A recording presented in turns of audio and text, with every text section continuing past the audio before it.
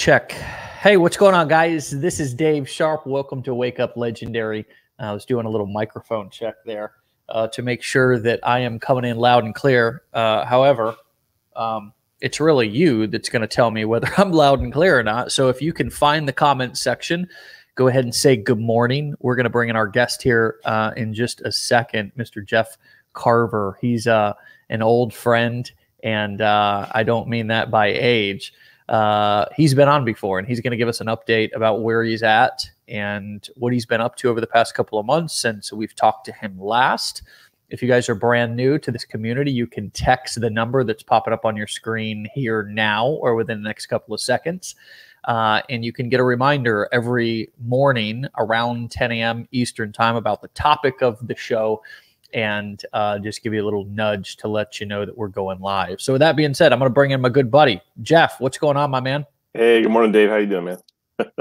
I am excellent. I am excellent. Good to see you. I think I should go ahead and tell everybody that we were running a couple of minutes late because you had to get your hair straight. You had to comb your hair. You were it gets kind of messy when I get up in the morning.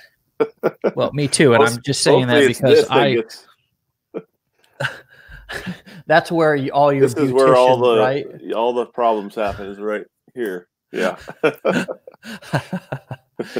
Cool, man. It just went through from here to here. You know, my brother is the exact opposite. He's got this long flowing hair, and he can't grow a goatee for the life of him. You know, so we compete against each other in different ways. Nature is an interesting thing, isn't it? Yeah. Yeah. So what's cool about affiliate marketing online, doesn't matter how your hair grows in, what sort of goatee you have or don't have, what your previous skills are and your proof of that. So for those folks that didn't hear your first interview, 90 days ago, maybe 3-4 months ago, something like that, or has it been 6 months? I don't know. I've sort of lost track of time in 2020. I know it's been at least 3 months. Yeah, it's been at least 3 months for sure. Give us a nutshell how you got into online marketing in the first place and why you've settled down with what you're doing right now. Yeah, sure. I was, back in the day, I dabbled on the internet for, doing a lot of different stuff. My first entry into the internet was basically starting a website for my church, for Christians to find out their spiritual gifts. And so I created a test, an online test for that. And I taught myself HTML, and I was, put the worst website you could think of together.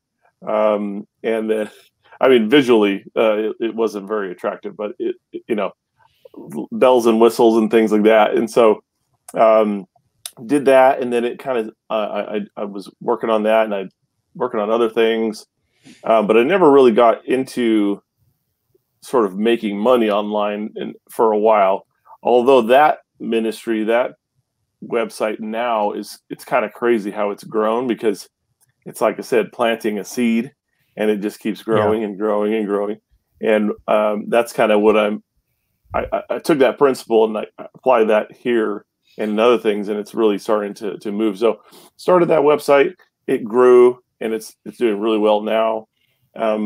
Beginning of 2020, just started with this whole coronavirus thing, and even a little bit before that, I was like, I really need to do a little more, because I want to get out of the 9 to 5. I want to really, I have 2 young kids now. So we adopted my daughter in 2017. She's almost 5. She'll be 5 next month. And then we adopted my son this year during COVID. We adopted him over the phone. Really? That's amazing. Yeah, excuse me. Sorry. Yeah. So he would have been adopted within, like 9 months, but it took a little over a year, which was actually a blessing, because my daughter took 19 months to adopt my daughter. So all that, with all the craziness going on, he was our blessing for 2020. My little boy Levi. Nice. Yeah, man. So really I had a buddy named Levi growing up. One of my best friends. Yep. Yeah. So we just we've had a lot going on this year, but before all the COVID stuff, I was like, I just want to really started researching, and then once COVID hit, I was like, oh, I really need to do something like, because I was in the boat with everybody else. I have a corporate Yeah. job. I do well at it. I've been in this industry 20 years. Yep. And so I've advanced and all that stuff. But, when you get expensive for these companies and then revenue takes a tank, you're kind of on the chopping block. So I kind of understood that. Fortunately, that hasn't happened yet this year. But I just knew, like, even without that danger, I still wanted to move on and kind of move on, have more freedom, get out, be with my kids, my wife, all that great stuff that comes with it. So then I found a guy online. I was kind of searching around, and actually he found me. It was an advertisement for another product or service. I forget what it was. But I started researching this guy because he's a Christian guy. And I'm like, hey, what else is he doing? He seems to be doing well. That's Jake, right? Yeah, Jake Thornhill. Yeah. So I'm like, hey, what is this guy? I never heard of this guy. How did he find me? Because he was targeting Christian entrepreneurs. And I'm like, that's crazy. How did he know? You thought it was magic, but it was just targeting in Facebook. Yeah, no, it was great targeting. I mean, I understood the concept of is targeting. It odd or is it God? Hold on a second. God, is that you? Yeah. Hey, sometimes it's both, right? God uses people. So sure. No. So it was really cool. Jake, I've interacted with Jake quite a bit. He's a great guy. I mean, such an amazing dude. So I was like, well, what else is he doing? And I noticed he was only promoting 2 products that I could tell on his website, and so, or 2 services. And I was like, what's this one right here? So I clicked the link. Same thing. Went through the 7-day challenge or 14-day challenge, whatever it is. A 15-day challenge. You're close. I'm really good at math. Been a while, and it's a long year. Relax, but and it's early where you're at. But here's the thing. All these little other people doing challenges. It's like how many days? 40 days, 70 days. Goodness gracious. So 15-day challenge. That really changed everything for me. Kind of put things in the right perspective. Like I knew all the little pieces. You had to do this, you had to do that, you had to do this. I didn't know how to do those things, but I go, okay, I know you have to do all these things. But really what the 15-day challenge and then obviously the blueprint brought it all together. It said, here's the way to build, this thing. And that for me was invaluable. I go, okay, I get it now. I get it. I understand the components and how they build together. I understand the process. I understand, what it's going to take. It's not going to be easy, and I'm not going to. It's going to be too expensive to outsource this stuff for me. So I'm just going to learn it all. I'm just going to dive in and do it. So I spent actually I did it pretty quickly. Went through the Facebook training and all that stuff. That was really helpful, and so I got things set up pretty quickly, and started getting a lot of momentum really fast, and made some sales. Did some great stuff, not just with Legendary, but I had some other affiliate stuff that I do in my niche, and that turned out really great. It's been going well ever since. Awesome. So awesome. Sometimes you slow things down over here to concentrate over here and things like that. Sure. And so that's been good. The goal here is to learn transferable skills that you can build a career in no matter what you're doing, promoting. And you said your niche. I don't want you to lose your train of thought, but I want to make sure I don't forget to, if you could just talk a little bit about your niche. I would assume it's Christian entrepreneurs, but just you're going somewhere. I don't want you to stop going there, but just make sure that you weave and tell us a little bit about how you clarified your niche as you're talking about this journey. Sure. Yeah. So, and I've actually refined that a bit even in the last 6 months, because I think choosing your niche, you can choose something and then you can kind of figure out, hey, this isn't really for me. This isn't really who I am, even though it's a lucrative area I can get into, or I felt like that might have been the right way to go. You know, things kind of get refined over time, and I think you kind of find your real people, you know, over time. I'm not there yet. I would say I'm still working toward that. But yeah, I'm a Christian. I'm a pastor. I have, you know, that's kind of just who I am. That's that is my identity. If you want to think of it that way. So, you know, I want to help people. That's kind of my goal. If you look at my original website of a spiritual gifts test, you know, it is designed to help people grow and thrive and understand who they are, and then apply that knowledge to life. And so I take the same approach, you know, with digital marketing, and so trying to find those people who both have that desire as an entrepreneur, but also have an understanding. Like, I'm not gonna be like everyone else. I'm not gonna approach this the same way. Not that other ways are bad, but it just the way I approach things is going to be a little more unique to who I am. So because of that, some people are attracted to it, and some people are repelled, which is totally fine, because you're not going to please everyone. If you're pleasing everyone, you're probably doing something wrong, or you're probably just a spineless jellyfish, right? So you got to stand up for stuff, and you got to be who you are. And if people don't like that, it's totally fine. You love them still, and you say, "Hey, we can go our separate ways. You know, I still love you. I still respect you. Still want the best for you.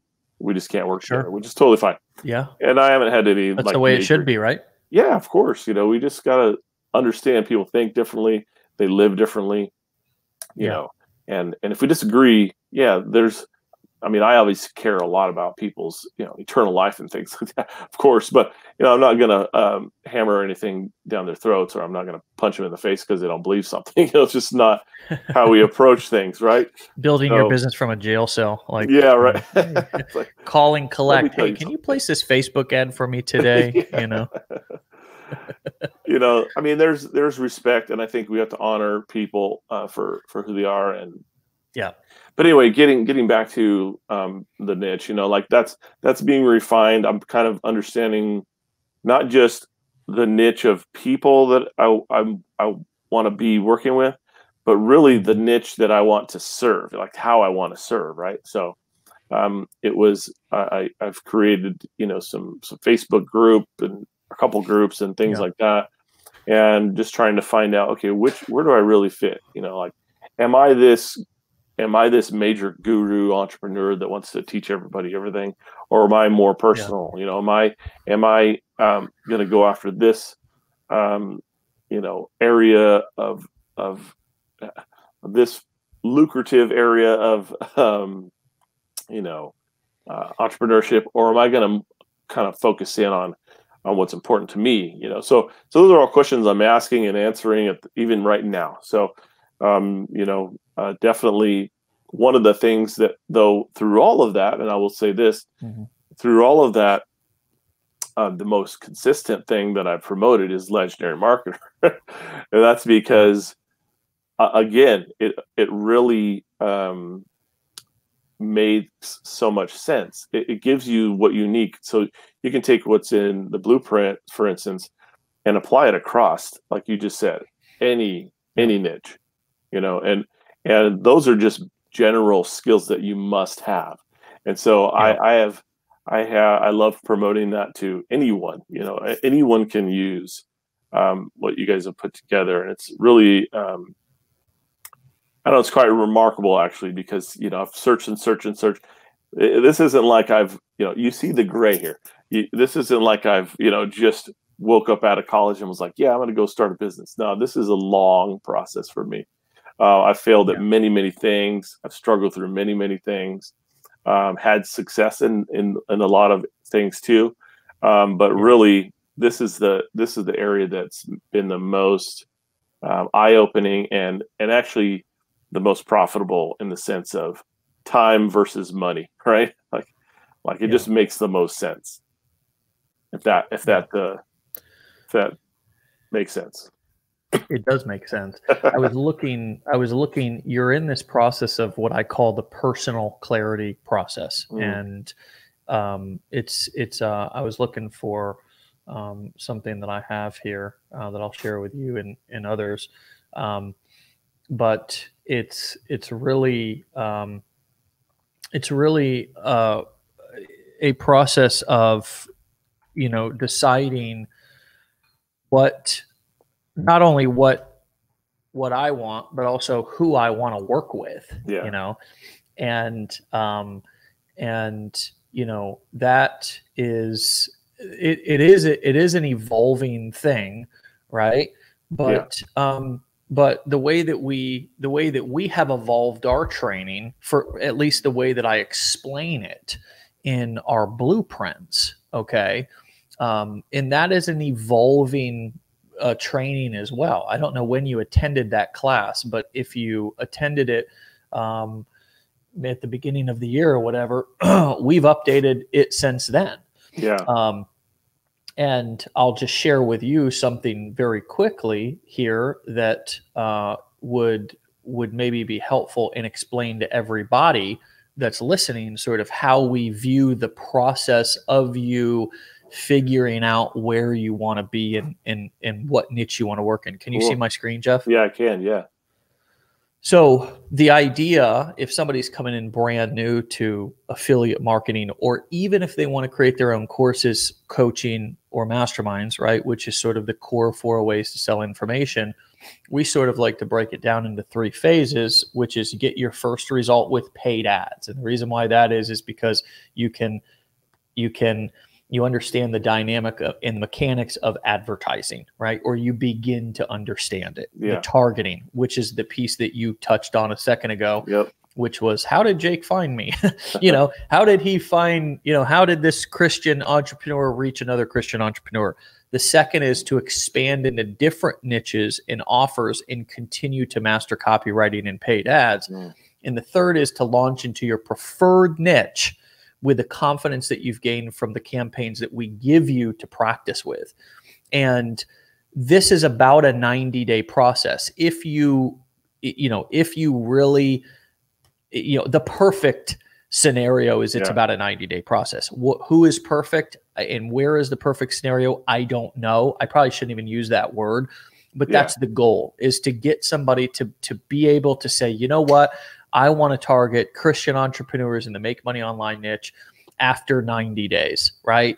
After they've said, okay, wow, I really see that I can sell or market lots of different types of products in lots of different types of niches, right? And then there's several things. We, in phase 1, we help people set up their Facebook ads. We help them launch their first ad to their first proven product that we've picked for them, help them overcome the newbie complex, right? Which is, oh my gosh, I got an account shut down, or oh my gosh, something happened that I think's the end of the world, and I realize now that it's not. Phase 2, right? Expanding into different niches, launching that second product, right? Kill the losers, learn to identify a loser and scale a winner. This is about making decisions, right? This is about saying, okay, I'm going to turn this campaign off. I'm going to cut ties with it, but it doesn't mean that I'm shutting down my business. It's just a campaign, right? So many people think, oh, I launched one advertising campaign, and if it doesn't work, the business doesn't work. No. That was one advertising campaign. It could either be free or it could be something that you're doing with paid ads. I can't tell you how many, because I've lost track 9 years ago, how many thousands of things that I've tried that didn't work. But you don't really hear about those because those aren't what I sort of build my career off of. However, they're the moments that have taught me the most. Then we begin collecting checks. Totally. Then hopefully by the end of phase 2, like you talked about, you get a couple of checks in your hand. You're at this point now, like, okay, wow, I just made 50 cents, or I just made $50, or I just made 500 or 5,000 or whatever it is. You can see here, these were my first checks. This was 10 years ago. Those were my first checks. Now we launch into phase 3 with the confidence that we gained from that previous work in those different niches. And we can scale with both paid and free. At this point, instead of going into build a YouTube channel on day 1, we say, hey, look, get some experience, really pick your niche, sort of like picking your major 90 days after you enroll into college versus on day 1 and changing it later, right? Yeah. Now, I had 4 different majors as as a college student. Yeah. Totally. I get it. So, so that's, I'll stop there. But so that describes my experience pretty much to the T. It's taken a little longer than 90 days. Well, I'm in that phase 3 area. Definitely have, a lot more confidence in my ability to run paid ads, to do copy, to find a niche, to target, to create, communities, all those things. So that's all doing pretty well.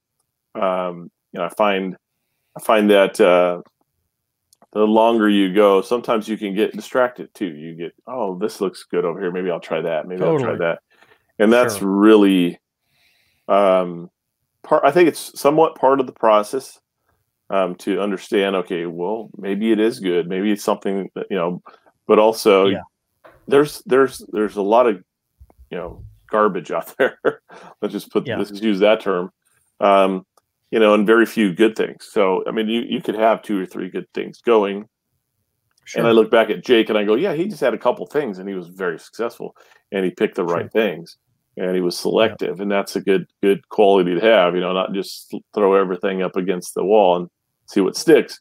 It's better to be selective and to do your research and all that. But that shiny object syndrome can definitely derail your business, But it's not always a bad thing. And I want to just go back to that comment that you made because it's very powerful. Some of the moments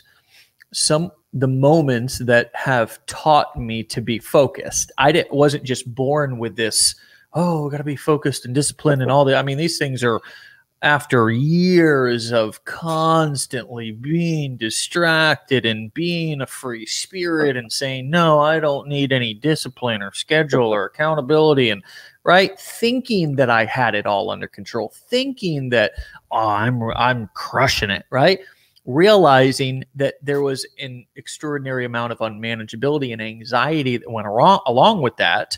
I can remember back when my wife, it spilled over into my marriage when I was so jumping from thing to thing. At one point, I had taken a break in 2014, taken some time off, came back, and I was so indecisive and just jumping around. And although it was part of my process, and although it was extremely important that I did that, switch directions several times, and I'll tell you what.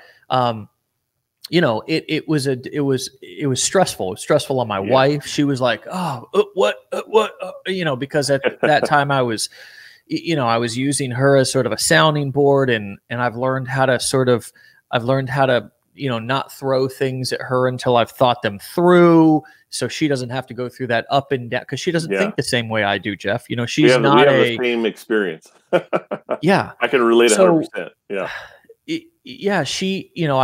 So those experiences have taught me a lot. And I would say, piggybacking on your comment, that those of you who, have gotten down on yourself and shamed or blamed or guilted or what, basically made yourself feel bad because you've jumped all over the place and you've done a million things, or you're feeling overwhelmed because you've got too many things going right now. Leverage that, reframe that to say, this is not a bad situation. Let me put on a different set of glasses and look at this through, okay, what can I learn from this? I can learn that I actually need to start saying no. I can learn that, doing a bunch of things is not the best use of my time. Let me focus on 1 or 2 things, boil it down, simplify my life, and and just stick with that for a while, make that successful. And then after I've made that successful, then I can move on to something else. But if I can't make at least one thing successful, it's probably not the things that I'm doing. As my dad and I used to joke around on the construction site, it's an operator error. It's not the tool, it's the operator, So I got to learn how to become a better operator of my business. Yeah, that's really, really, really solid information, really solid advice. I think discouragement is, part and parcel of this business. So you're going to be discouraged. You're gonna get down on yourself. You're gonna go, man, I can't do it. I can't. Yeah. But I would just encourage people to, stick with it. My wife is very similar. She's like, you do too many things. Even my friends, they're like, I already know you're going to just do this for a while, then it's going to be something else, and it's like, it's because I get so excited and I get, it's a personality thing. So, but when I focus, when I actually sit down and I go, hey, here's the thing I'm going to accomplish. And I sit down and do it. Those things that I put my mind to like that are the most successful things in my business right now. And have always been. As soon as I say, okay, this is what I'm going to do, here's how I'm going to do it, and then I go do it. I mean, that's when things really take off. And I've had some really good success with some things that I've done that with, and been very happy with. And my wife's like, hey, see, I told you, she gets to say, I told you so all the time. Well, aren't we the ones oftentimes who are the last ones to really recognize how good we can be? It's funny that you say your wife, same thing with me and other people in my life. See, Dave, when you focus, you're real. I was talking to somebody the other day on a private coaching call, and I said, as we get older, we even sometimes begin to second guess, do I still got it? Yeah. It's just a sort of you might call it a midlife crisis. And I think that happens with men and women. I know it happens with men. We get a little balder, we get a little grayer, the hairline starts to recede a little bit, and we start to kind of look around and we look down at our bellies, and it's not even a one pack, it's just a kind of a blob there. And it's like, we go, do I still got it? Yeah. And yes, we still got it. Sure. We know more and we have more experience. And sometimes we just can't get out of our own way, because we have all this additional stuff that we now have to sift through, and we don't have that ignorance on fire that we had when we were younger. Yeah. They say ignorance is bliss. So I think that we have to also, as we get older, realize that we've got more information in here. And although that has always been, told to us by our elders, well, I'm older and wiser. Well, that can also pose a challenge, because we've got more information that we now are sifting through, that that analysis by paralysis kicks in. And we just got to, I find myself just now when I work with people and when I'm doing things myself, I really try to get into action a lot faster than ever before, because sometimes the more information I take in, the more it actually keeps me from starting. Yeah, I'm an overanalyzer as well. I go, okay, if I'm buying a new something, whatever it is, like a printer, I'll spend 3 weeks, what kind of printer is the best printer? Look at all, it's just ridiculous. Like, it's a printer. It prints. I'm not out here printing photos and stuff. I'm printing, pieces of paper with lists on it or something, like nothing important. Just give me the piece of paper. So that's kind of my thing. I was at the park with my 2 little kids the other day, and I saw there was a bunch of guys on the field, playing flag football, and I was a linebacker, so I'm like, same thing. I wonder if I still got it, man. Throw me that ball, And it's like, but you're like, the wisdom comes along. You're like, actually, you know what? I might get hurt because I would go all out. And I did this years ago. I was like, I'm going to play flag football 10 years after high school. I dive for a ball and I like cracked a rib. I'm like, oh, so you got to understand your limitations as you grow older, but you also have to understand your strengths. Like, hey, I can throw that ball still, and I can direct it. And I can call the plays, and I can have somebody else run these routes and do these things. And so sometimes, that is a good strategy, is to say, I'm going to outsource some things. I'm going to do some things. I'm going to manage things from the CEO level, from the old wise guy, like level, and make things happen that way. So, well, on that topic, I just want to give everybody a book recommendation that I just went to Georgia and came back and listened to a book called Who Not How. And it's by a entrepreneur coach named Dan Sullivan. Great, brilliant guy. He runs a company called Strategic Coach. And the concept was, we always think of things in terms of how. How can I do it? And I got to learn everything instead of who. Who can show me? Who knows? Who can help me? Right? I mean, and he even had this beautiful analogy, because Dan didn't write the book. He actually had another guy write the book. And in the introduction, this guy, Benjamin Hardy, went through the process of explaining that even the book was that in concept, because Dan got on stage, explained the who, not how concept. And Benjamin, this guy's a doctor, ran up to him at the end of an event and said, I love this concept. It's brilliant. Have you ever thought about turning it into a book? And Dan said, I've been thinking about that for a long time, waiting for the perfect person to come up and approach me, or the perfect partnership to surface. And so the book, because Dan didn't have the know-how, the how of how to write a book, this other guy was an author. They finally crossed paths and took this concept to life. And even the book itself was that concept in action. And I think that's a huge lesson for both those of us who are more vets in the game and those who are just starting in the entrepreneurship game, is who, not how. Who do I need to connect with? Who do I need to hire? Who can I outsource this to? Who can I learn this from, instead of needing to know all the how? Yeah, that's great. I mean, with my website, I told you I taught myself HTML, 20 years ago, 17 years ago. Right. And put together this terrible website, but it worked, it functioned. But now I outsource all of that to a really, really great company. And I don't have to worry about it. And I know it's going to be taken care of. So those are important things. I got a puppy that's wanting to get out of this room. Hold on one second. No, it's fine. It's fine, man. You've given us a lot of time, bro. Yeah, man. I love it. There's so many nuggets, so much that you've shared, and I just I appreciate your time. I love what you're doing. Thanks, man, for being willing to come on again, and I'd love to have you on in another 3 to 4 months to continue to check in and hear what you're doing and hear what you're up to. Keep up the good work, and the final word is yours, my brother.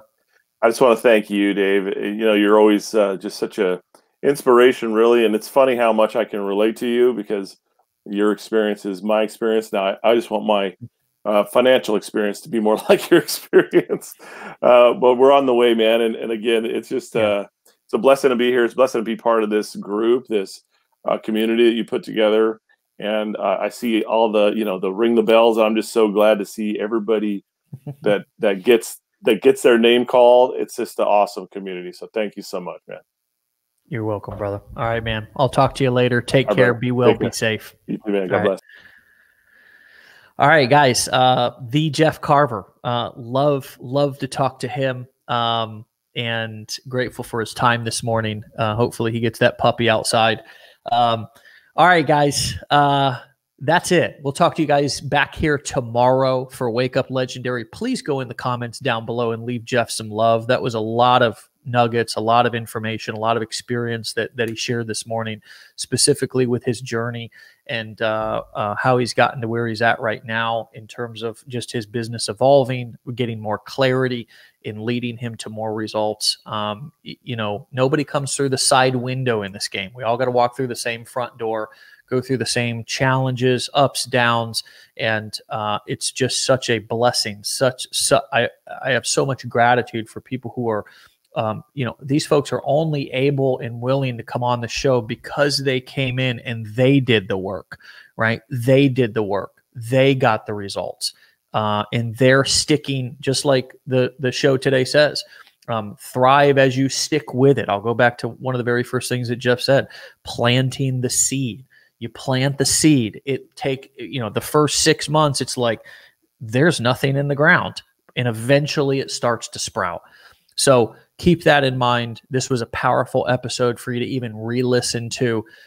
Thank you guys so much. We'll see you back here tomorrow. Wake up legendary, be legendary.